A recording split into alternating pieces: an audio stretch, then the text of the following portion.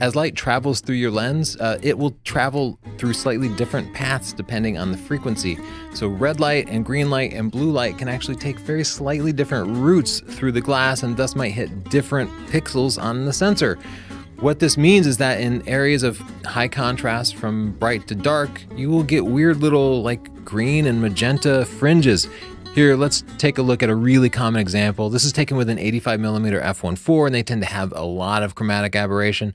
But as we zoom in to this area of high contrast, really bright backlit hair, and the hair is being pretty dark, we see there is no green in the picture, but you see green through there. It's pretty distinct. And if you look up here, this is definitely a patch of purple and green. That's chromatic aberration. Good lenses have it. Bad lenses tend to have even more of it. But it's kind of unavoidable in backlit scenarios like that. Fortunately, Lightroom Classic CC makes it pretty easy to remove. I'm in the develop module here. There's two ways you can do it. I'm going to show you the first method, which removes it for the entire picture. Under the lens corrections panel here, select remove chromatic aberration. And if we flip between that, you can see removing it, well, it changes it a little bit. If it doesn't do it well enough for you, then you can go into manual here, and what we'll do is actually use this dropper and then click an area where the color is pretty obvious. So right now I'm just kind of hovering this over the green part of it, and this selects the green color here. So here under the defringe section, you can see we have a range of the purple hues that it will remove, and then a range of the green hues. And the dropper will help me kind of automatically select the right hue range. Or if that doesn't work well for you, you can just expand. You can see if I go crazy and I just drag it all the way to the right, now it's just going to remove all that green, but it'll also remove a bunch of green elsewhere in the picture. So you don't want to overdo it. You want to kind of get it down to just the very specific part that you need. Like look right here. If I overdo it, then it's introducing all these weird artifacts around there. So instead, I just kind of want to dial it in and get just the right amount. Oh, okay, there we go. So I do need to kind of get over to the right part here. Depending on the lens and the situation, there can be so much chromatic aberration across such a broad range that you might end up doing this, where I have the green hue spread out to the extremes, and I have Lightroom trying to counteract chromatic aberration through so much of the spectrum that is going to ruin colors in other parts of my pictures. And in that kind of scenario, you'll want to go in and selectively remove it, which I'll show you in just 1 second. But for now, I also want to call your attention to this amount slider here. So I can dial it down to 0 where it does nothing, and you can see that brings in all the weird colors there. If I crank it all the way to the top, you can see there you start to see more the yellow colors of her hair rather than the artificial color of the chromatic aberration. So you want the amount to be as low as possible, because again, the higher this is, the more you're screwing up parts of your picture that shouldn't be changed. Same thing with this. The wider the hue spectrums are, the more you're screwing stuff up.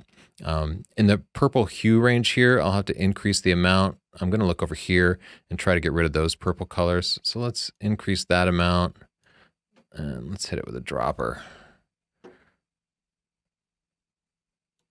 Okay, so it's not doing a great job of removing that there.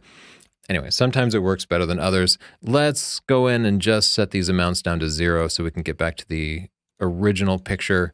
And I'll show you the alternate method, which is using an adjustment brush to selectively remove chromatic aberration. This might take a little bit longer, but it is way better, and you don't have to worry about the automatic chromatic aberration tool screwing up other parts of your picture. So I'm selecting the adjustment brush here. I'm just going to make my brush a pretty small size. What I'm going to do is I'm going to make some settings, and I'm going to go through and I'm just going to paint over any place I see this weird chromatic aberration. And in these brush settings here, let's get these back to 0. The setting I want to change is defringe. If I drag it to the right, it will remove some of this chromatic aberration. If I drag it to the left, it'll probably do nothing. So I'm going to go ahead and have just my flow. Let's set my flow like halfway up. The flow means each time I brush over an area, it will only do like half the total effect. So that gives me the opportunity to kind of brush over heavy parts more than once without overdoing it. So now what I'm going to do is I'm first going to paint over part of the area where I know there's some fringing. And then I'm going to crank up the defringe to the point where I see it disappear. So you can see with defringe down, it's plenty green, and with defringe up, it does go away. So I pretty much have to crank the defringe up all the way. And in fact, this is pretty heavy, so I'm gonna bring the flow up a little higher. And now I'm gonna go through with my brush and just hit all the areas that need to be defringed, everywhere I see these weird colors. And you can see it's doing a pretty good job of removing all this weirdness. All that green is going away. The purple patches are going away too. Make my brush a little bit bigger for these areas.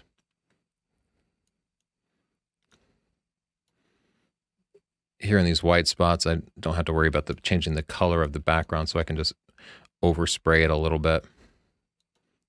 Now, if it gets really bad, there's still some purple parts here that it's not completely picking up. What I can do is also go in and just lower the saturation a little bit. You wouldn't want to overdo it on that because then you will be introducing some additional artifacts. But if you're really determined to get rid of the chromatic aberration, just desaturating those areas will work. You just have to be that much more selective about about overspraying. So if I hit the Y key here, I can see the before and after, and you can see the before is way worse, and the after is much, much, much more cleaned up. So again, there are two ways to do it here. You can go down to the panel at the bottom and apply it to the entire picture using the lens corrections panel here, and that can be tuned some. But for better results, you're going to use an adjustment brush and crank up that defringe slider, still being as selective as possible, trying not to overspray too much, but that will allow you to get pretty perfect results in just a few minutes. I hope this helped. Chromatic aberration can be a real pain to remove, especially if you just did a whole backlit headshot session and you need to apply it to every single one. But it's one of those things that even non-photographers will notice. They'll be like, what's with the weird green and purple edges that I'm seeing everywhere, and how do I get rid of that? So you don't have to be a nitpicky photographer to want to get rid of it. Fortunately, Lightroom makes it pretty easy. I find myself using the adjustment brush way more than I do the global reduction, but the global reduction is a quick way to get rid of it on lots of pictures, especially if I'm just sharing something on Instagram where I don't need to be a perfectionist about it. All right, happy shooting. Bye.